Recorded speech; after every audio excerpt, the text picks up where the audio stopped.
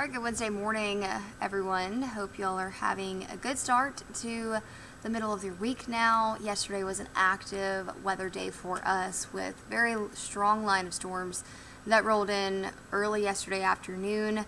Thankfully, it quickly moved through the state. We didn't have much lingering rain, but we certainly did get a decent amount of rain just in a short time period. Now, unfortunately, there was a lot of wind damage and very, very unfortunately, also some injuries and even a couple of fatalities because of those damaging winds. Up to 70 miles per hour is what was recorded in parts of the metro in Brandon. So far, we don't have any official reports or data back from the National Weather Service. They still need to send a survey crew out there today, which they will do, to go survey this damage. Of course, when we have that official information, we will relay it back to you.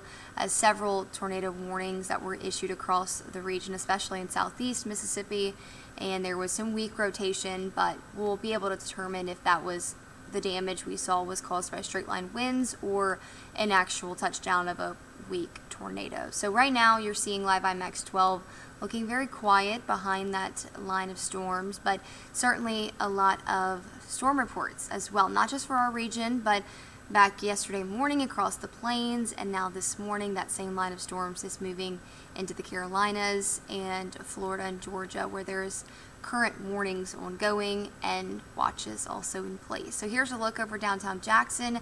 Temperatures in the 50s and dew points are still in the upper 30s. I do want to mention this. I just had a current look at power outages while we were talking about storm reports. I wanted to mention still there are 7,900 customers out of power across the state, according to poweroutage.us. So also give our linemen and those crews some patience and just understanding as they're doing their best to get power up and running. If you are one of those folks dealing without power this morning.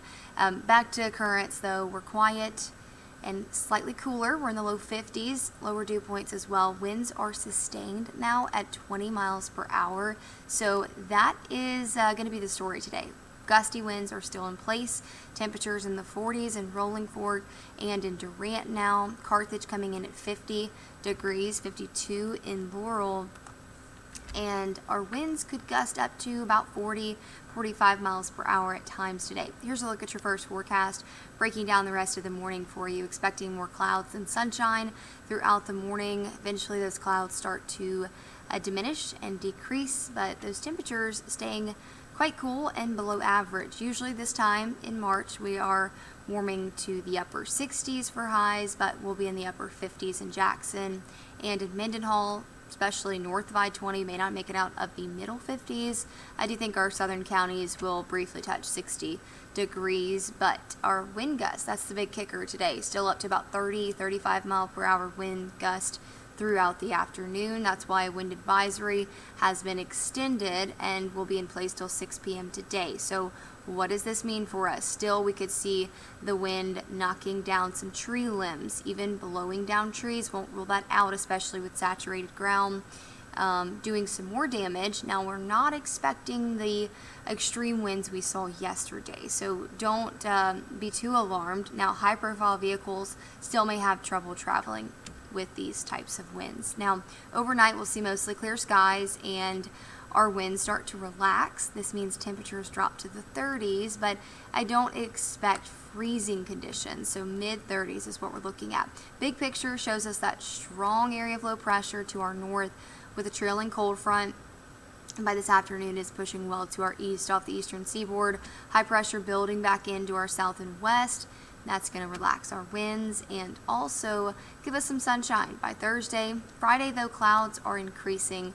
Our winds turn back in from the south, and we'll start to feel those temperatures going up as well. Now, that next weather maker will stay back off to our north and west, but it will bring us some rain. Unfortunately, not great timing. It's just in time for the weekend. On Saturday, scattered rain and storms. As of now, the ingredients don't look to be favorable for any severe storms or robust thunderstorms, but certainly some good coverage of rain, and those could continue into Sunday. I've given it about a 20% chance.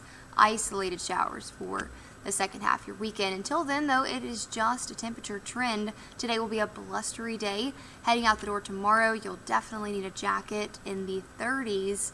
But then as we head into your Thursday afternoon, we start to feel more comfortable conditions. And especially by Friday, we'll top out in the 70s. So starting to feel even above average by Friday afternoon. So today's Ash Wednesday. If you do celebrate that holiday, it's not a bad day, just quite breezy. Temperatures in the upper 50s for highs. We make it back to the 30s overnight, and then we will see 70s return for high temperatures on your Friday. And if you have outdoor plans Saturday, you may want to come up with a plan B, because I think rain and storms will be likely, and we will spring forward, go back to daylight saving time on Sunday. So we lose an hour of sleep, but we'll gain some sunlight. Many folks may be happy about that, or whatever your feelings are towards that. Just remember to set your clocks forward an hour. Heading into next week, really quiet weather, sunshine, temperatures in the low to mid 70s on your Monday and Tuesday, and then a slight chance of rain returning to the forecast this time next